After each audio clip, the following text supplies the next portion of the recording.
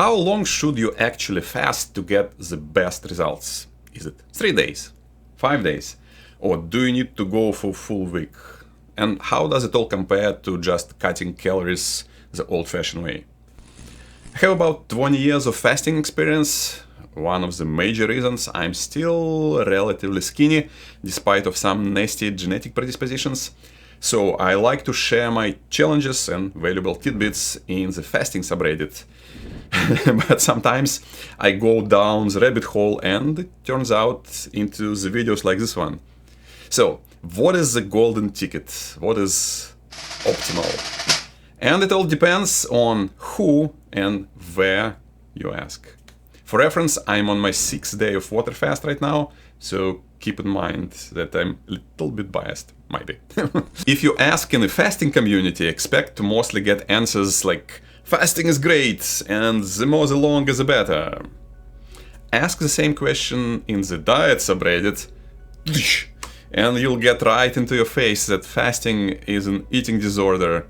And they're unfortunately quite right in a lot of cases. More about it later. If you ask in a more balanced, science-driven Peter Attia community, and Peter used to be this biggest proponent of fasting in the health and longevity space, and even has a fasting episode on Disney, you'll find that opinions have pivoted. If not full 180 degrees, then a solid 150.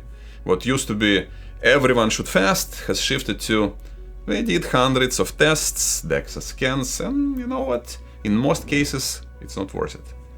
But keep in mind that in that group, we are talking about 40 plus, 50 plus, and older adults who are health conscious and most likely are not overweight. That is a group I actually belong to as well, kinda. But then, how come I'm on the 6th day of water fast? Are there some other benefits, and why this is not an eating disorder? So the first major difference is in mindfulness. If you just fast to lose weight, but then break it up with a huge pizza and go stuffing yourself the same way as you did before fasting, well, that's one of the reasons fasting is getting such a bad rep, especially in the diet community. On the other hand, if you treat this whole adventure as a learning opportunity to realize that, wow, you can live without food for days. Wow, this broccoli or salad tastes amazing. How come I was hating it before? Wow, these blueberries are so sweet. I probably don't need that much sugar in my life. Wow, the food is amazing. And chewing it slowly is such a bliss. And a smartphone only distracts me from enjoying it. If you get all that, now we are talking. If you get all that, now we are talking about the real benefits of fasting. And 3 to 5 days twice a year are probably enough to realize and upkeep these gains. Also compared to 7 days, 5 days are much easier to implement consistently considering all the social and family pressures. On top of that, duration-wise, sometimes I personally just have to stop at day 4 or 5 just because my heart rate variability drops through the floor and I start to wake up multiple times through the night because of the stress and high cortisol. And cortisol is a catabolic hormone, which means it directly eats into your muscles. So sometimes that 3 to 5 days range, depending on how keto adapted you are, what health issues you currently have, and what else is going in your life, sometimes that 3 to 5 is just the best choice. But what are the other potential benefits and considerations? Number one is autophagy. But you see, as of today, there is no way to measure autophagy.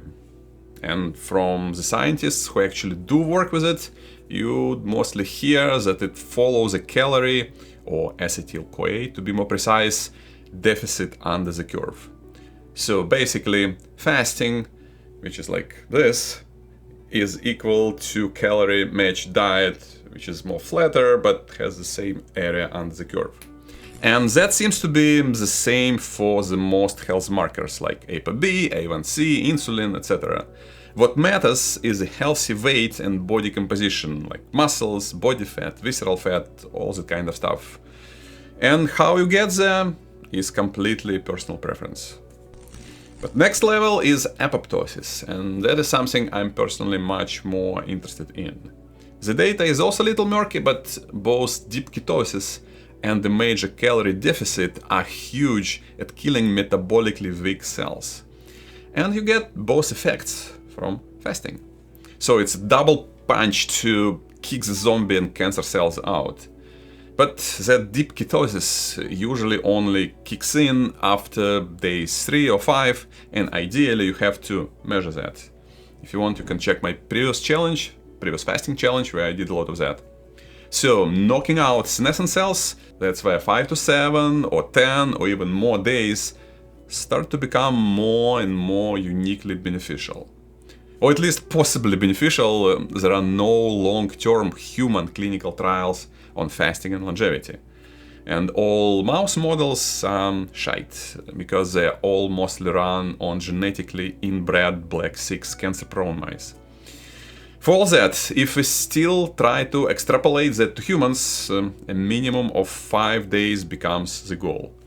But with all the caveats from mice to human transition. Also, to drive the point home, the only major downside of fasting is muscle loss. So, the longer you fast, the leaner you are, the older you are, the more you have to pay attention to that. 30 years old, 30 kilos overweight is completely different from 50 years old and just 5 kilos overweight. To play it smart, you're better off doing at least some basic measurements. Like, for example, last year I did fasting and strength loss experiment with some fascinating results. And this month, right now, I'm doing DEXA scan fasting sandwich to see what happens with my visceral fat versus lean mass loss after 7 days of water fast and refeed. I'll keep you posted about that, and if you're interested in fasting and longevity, go check out that strength experiment. It has a ton of useful information.